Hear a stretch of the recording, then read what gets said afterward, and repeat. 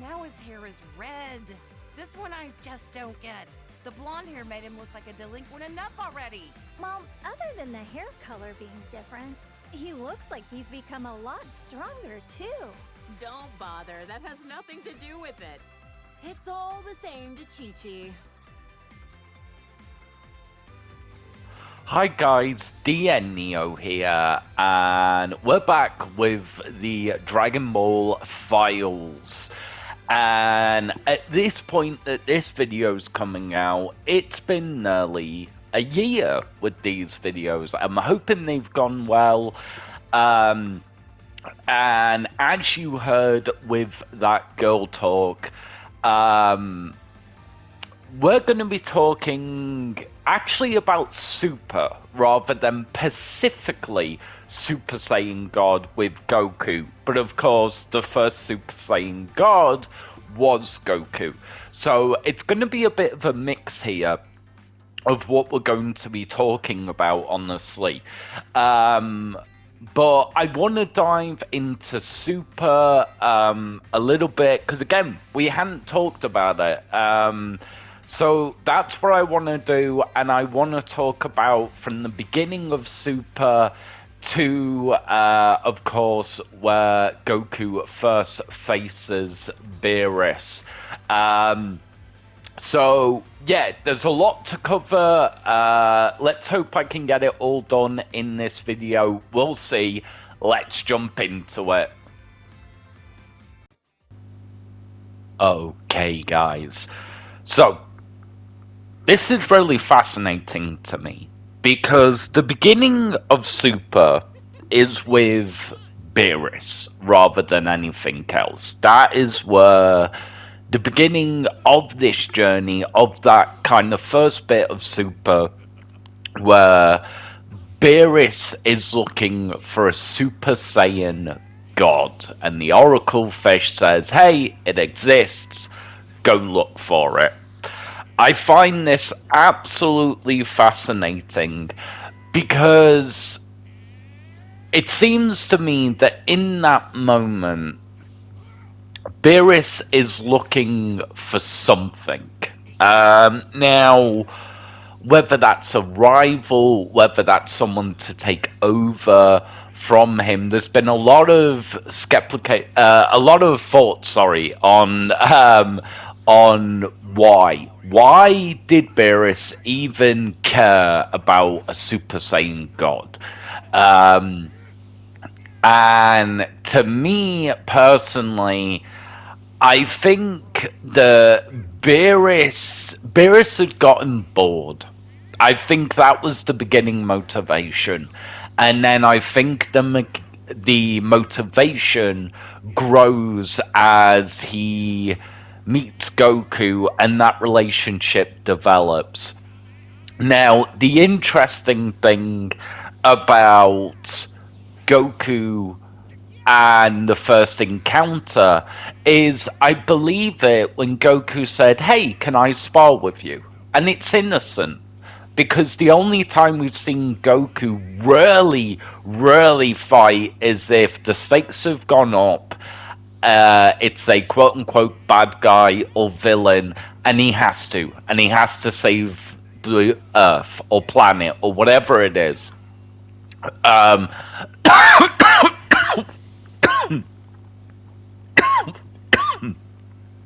Sorry guys, choking on air apparently.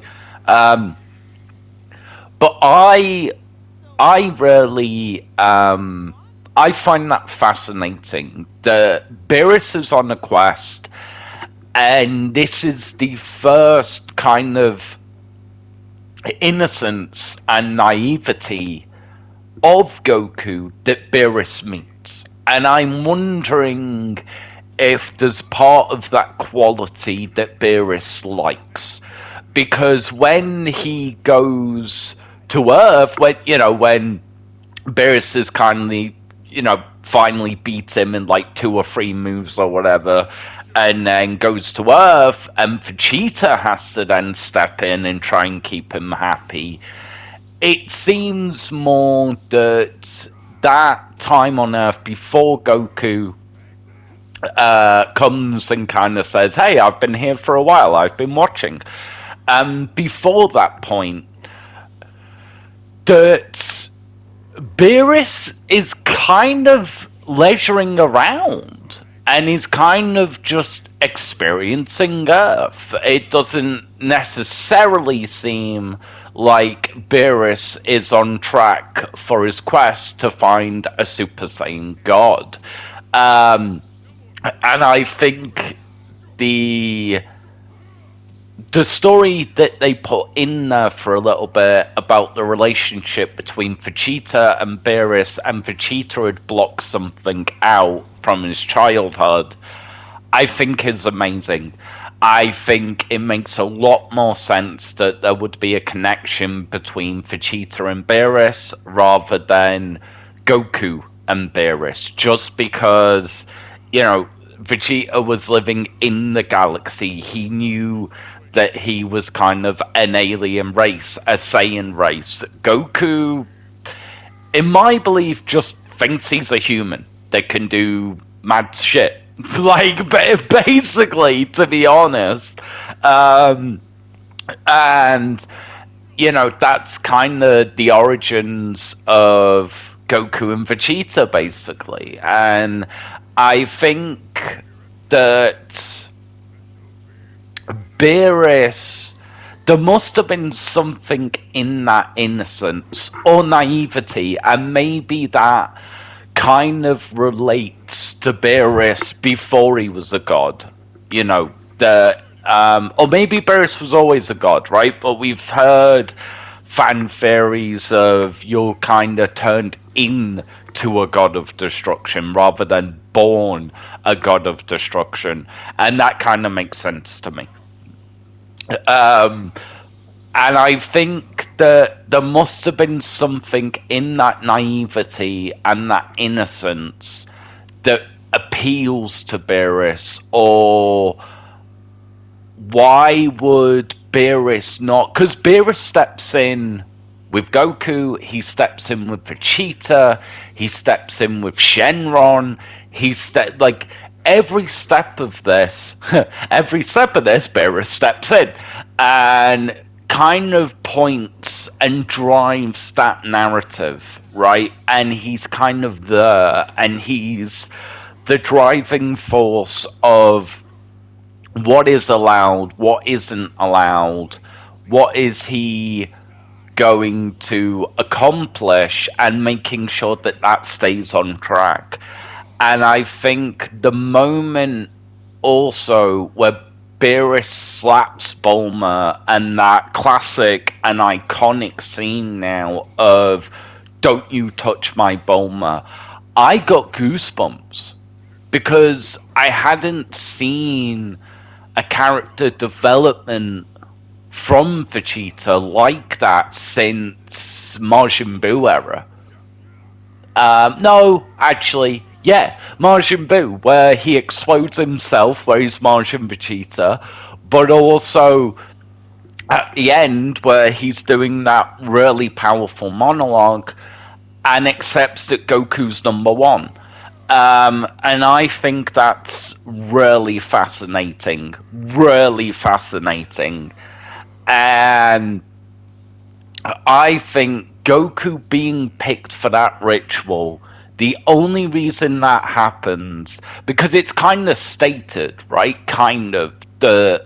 When Vegeta explodes with all that power, because Beerus has just slapped Bulma,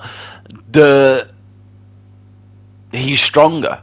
He's stronger than Goku at that point, or could be stronger than Goku at that point. Even with Super Saiyan 3, sorry. And that's an achievement that's kind of, again, when I kind of heard that implied, I was like, holy shit. Like, what the hell's going on? And I get it, Goku's the main character, but in my eyes, if Beerus was just looking for a rival, he'd pick Vegeta, and all we can go off is what's in the story. So there must have been something in Goku's innocence, in Goku's naivety, in Goku's excitement to fight Beerus, that Beerus went, yeah, Goku's the one that's going to do the ritual. So after the ritual, we then get that fight between Goku and Beerus. And there's one interesting part, or two interesting parts to all this. For me, personally, the fight's awesome, the animations are great, but there's two things that really stick in my brain. One, when Goku is Super Saiyan and fighting Beerus, so he kind of drops down, and Beerus says something to the effect, you haven't even noticed that you've gone back down in your forms. And Goku's kind of like, oh yeah, he's like, great, you know, Beerus is like, great, the God Key started merging with you, or something along that line. You started becoming one with it. And I find that fascinating. I find that, and again, it's unfortunately, it's kind of never touched on again, because I find that fascinating, is the initial ritual, as it were, and I'm going to call it a ritual from now on, and you guys will see as we go, ritual that maybe kind of the fact that Beerus picks up on it and is impressed and seems almost even more exciting or excited. I'm butchering my words in this video, I apologize. But, and then the second interesting point is Goku loses that fight. Goku knows he cannot lose that fight. Cannot win that fight, sorry. And it's one of the first times, like legitimate first times, that Goku loses a fight and he admits it. There's nothing that can be done. There's not a higher power at that point. There's not a higher level. There's not a new form that's going to come in and rescue the day. It's just, well, okay, I can't give any more. I'm done. I'm spent. I can't do any more. And I find that absolutely fascinating. And I think that kind of super arc, that beginning super arc, I really, really enjoy. I want to fast forward a little bit. I don't want to jump around too much because I really wanted this video to be about that first, you know, God's arc, the Super God arc, or whatever it was formerly called. Everything I just talked about, that arc. I find fascinating that in the movie where they resurrect Frieza, Resurrection F, that suddenly Vegeta has Super Saiyan God. And I don't think it's been confirmed in canon. I know there's been theories, and I'm going to talk about this a little bit, so you're going to get a little bit of fan theory from me in this video as well. That Vegeta has Super Saiyan God form. Now, the theories are Vegeta on Earth did the same ritual, and then he got Super Saiyan God, and then went back to Beerus' planet. Or Vegeta managed to achieve it on his own. Maybe with the help of Whis, right? Because he's training with Whis rather than Beerus at that point. So that, I'm going to add that caveat. But if Vegeta did do it on his own, that means, again, that in some form or another for that film, or before that film, Vegeta grew stronger. Well, maybe not stronger, but grew more than Goku. Now, my theory is that Vegeta was pushed right to the limit. We're training with Whis. And then he went back to Earth. Because, let's face it, Shenron says, look, there was kind of this ancient warrior that kind of did it on his own, blah, blah, blah, blah, blah. But basically, you have to do this ritual. And Beerus basically slaps Shenron down and says, you better not be lying about this. Now, if Beerus found out that Shenron was lying, why has Beerus not dealt with it? Unless at that point he then suddenly doesn't care. But it seems weird to me. So I think it's both. I think Vegeta was pushed right up to his limit. We saw that explosion of power from Vegeta, pushed him up to that point and past that point, which would have meant that in base forms and other forms before Super began, Vegeta would have been miles ahead by the time Whis was done with him.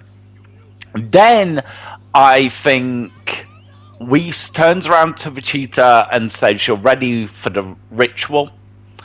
Then I think he starts training them with the Super Saiyan Blue or Super Saiyan God, whatever. That's what I think happened.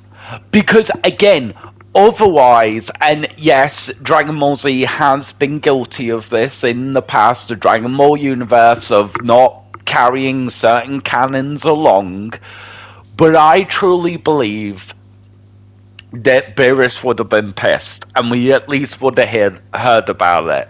And all we heard was Beerus was pissed because they wake him up. Basically. So, yeah. And I also think that the Oracle Fish, if Vegeta did do it on his own, I think Whis, not Beerus, Whis, I think Whis would have asked the Oracle Fish, is there any other way of doing this apart from a ritual? And would have helped Vegeta either doing it that way or getting so damn close to it that when the ritual is done, if it was done through the Dragon Balls, that actually when he transforms to God Ki, he is at the same level where he becomes infused with it and can control the God Ki. Much how I said before that Goku didn't even recognize that he had gone back down to a Super Saiyan form or Super Saiyan 2, whatever, and that actually his body had become infused with God form and didn't even need the transformation to tap into the God Ki. So that's my theory about it, guys. Yeah. So I know kind of a lot of information, but I'm really intrigued if we're actually going to get certain confirmations. Why did Beerus allow it to be Goku? Why did Vegeta allow it to be Goku, even though it seems and was kind of stated he's stronger than Goku at that point, right, where Beerus slaps Bulma? And how did Vegeta obtain Super Saiyan God? So that's the two questions from that kind of time period for Super. I don't think we ever will get an answer because I can't see an arc or there would ever be a reason unless it's a weird place flashbacks. And I guess the ultimate question that everyone's been asking, are we ever going to get a true fight between Goku and Vegeta versus Beerus? Or is it going to be Gogeta or Vegito versus Beerus? So, yeah. because I personally think that's what everyone's waiting for now. I know there's other arcs and other arcs in the manga that haven't been done yet, or maybe they would have started by the time this comes out, but that's kind of the ultimate question left. And if they don't do it, they've done a disservice to Super. That's my personal opinion on it, guys. Because it's all been building up. It's all been building up to that moment where we're going to find out, does Beerus allow one of them to become the god of destruction? Will he still wipe the floor with one of them, both of them, fuse them, whichever way it happens? And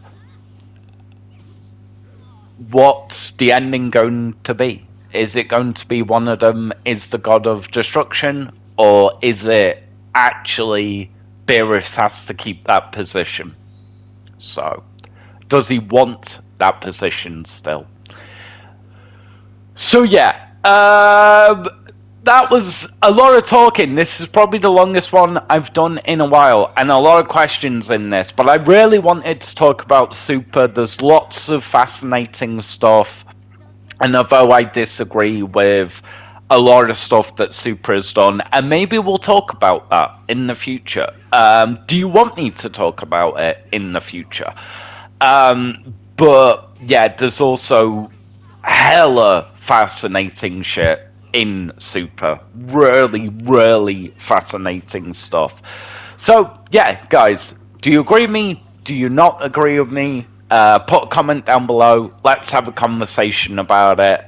And I just hope the franchise of Dragon Ball carries on, surprising us and giving us nuggets of love and entertainment for years to come. I'm going to get the hell out of here, guys. Thank you for listening.